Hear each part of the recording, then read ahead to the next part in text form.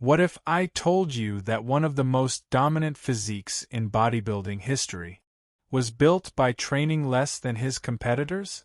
Not fewer years, not less effort, less actual training, fewer sets, shorter workouts, more rest, and somehow, that approach created a man so physically overwhelming that when he stepped on stage, he forced the entire bodybuilding world to change its standard.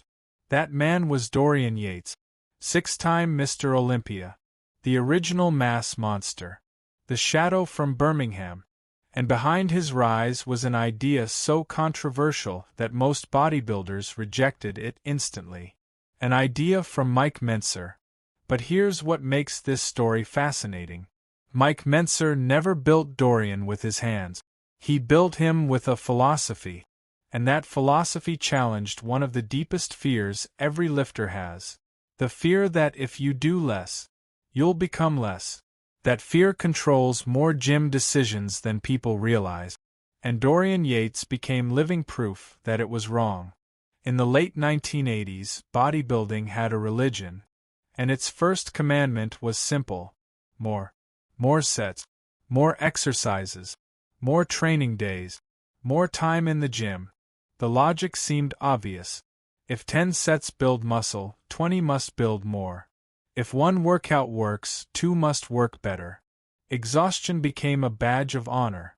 The longer you stayed in the gym, the more serious you were considered.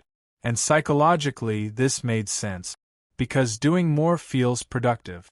It feels safe. It feels like certainty. You leave the gym drenched, depleted, barely able to move, and your brain tells you, that must have worked. But Mike Mentzer saw the flaw immediately. He understood something most lifters still struggle to accept. Fatigue is not proof of progress, and this is where everything changed. Mentzer asked a brutally simple question.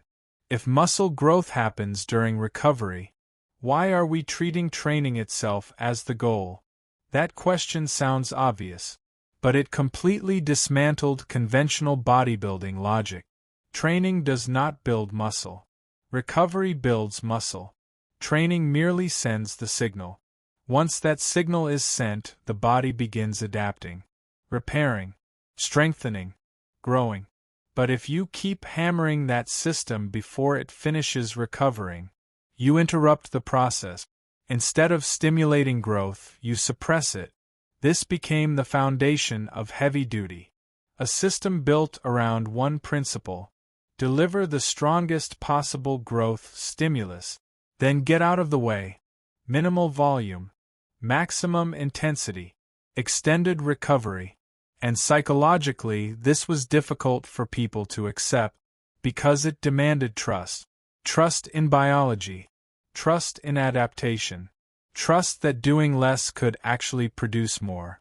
Most bodybuilders couldn't handle that uncertainty. But one man could. Dorian Yates. Before he was Mr. Olympia, Dorian was just a young man from Birmingham searching for direction. No glamour. No elite genetics lab. No social media hype. No industry support. What he had was obsession, and an unusual ability to think independently. This is what made him different. Dorian didn't train for emotional satisfaction. He trained for measurable result. If something worked, he kept it. If it didn't, he discarded it. No ego. No attachment. Just ruthless experimentation. And when he encountered Mike Mentzer's ideas, something clicked instantly. Because Mentzer's philosophy aligned perfectly with Dorian's psychology. It removed the noise. It stripped bodybuilding down to its essential question: what is the least amount of work required to force adaptation? That question became Dorian's obsession. And his answer would change bodybuilding forever. But here's where most people misunderstand this system. When they hear low volume, they imagine easy workouts. That's the joke. Heavy duty isn't easier. It's harder than almost any training style ever created. Because when volume disappears, there is nowhere to hide. No warm comfort of multiple backup set. No pacing yourself. No saving energy. You get one real chance, and that set has to be everything. Dorian understood this better than anyone. When he trained, each working set was psychological warfare. He approached it knowing there was no second opportunity. No redemption set. No, I'll push harder next time. It was all there. That moment. That set. That effort. He drove reps past failure. Forced reps. Negatives. Controlled descents that looked almost violent. And this is why his training footage still unsettles people today. It wasn't exercise. It was confrontation. A confrontation with physical limits most people instinctively avoid. And this is the psychological truth many lifters never face. Most people are not under-recovered. They are under-intense. They compensate for insufficient effort with excessive volume. They do more because going deeper feels harder. But Dorian went deeper. Far deeper. And because of that, he needed less. This is the exact mental shift your average lifter struggles to make. Leaving the gym after 45 minutes feels wrong. It feels incomplete. It feels like cheating. Why? Because modern gym culture conditions us to equate duration with effectiveness. The longer the workout, the more valid it feels. The more exhausted you are, the more accomplished you feel. But Dorian rejected that emotional trap. He detached from the feeling of productivity and focused entirely on actual adaptation. That's an incredibly difficult mindset to develop, because it requires patience, discipline, and the willingness to walk away when your ego demands more. This may have been Mentzer's greatest lesson. Not training mechanics, not set structure, psychological restraint, the ability to stop, the ability to trust recovery, the ability to do enough, and nothing extra. Dorian mastered that, and that mastery gave him an edge his competitors couldn't understand. While they chased reassurance through endless volume, he chased results through precision. Then came 1992, and bodybuilding changed overnight. When Dorian stepped onto the Mr. Olympia stage, people saw something they had never seen before. Not just size, density, thickness, a kind of muscular maturity that looked almost unnatural. His back alone redefined the sport. Deep ridges, layered detail, a three-dimensional structure that made other physiques look incomplete. And this wasn't just about genetics. Let's stay realistic. Yes, Dorian had elite genetic potential. No training philosophy alone creates a six-time Mr. Olympia. That would be fantasy. But potential means very little without the correct system to express it. Mentzer's principles gave Dorian exactly that. A framework that maximized stimulus while preserving recovery. And the result was devastating. He won 6 consecutive Olympia titles. Not through endless training. Through calculated brutality. What's even more fascinating is how uncomfortable this made the bodybuilding world. Because Dorian's success forced everyone to confront an unpleasant possibility. What if they had been doing too much all along? That's a disturbing thought.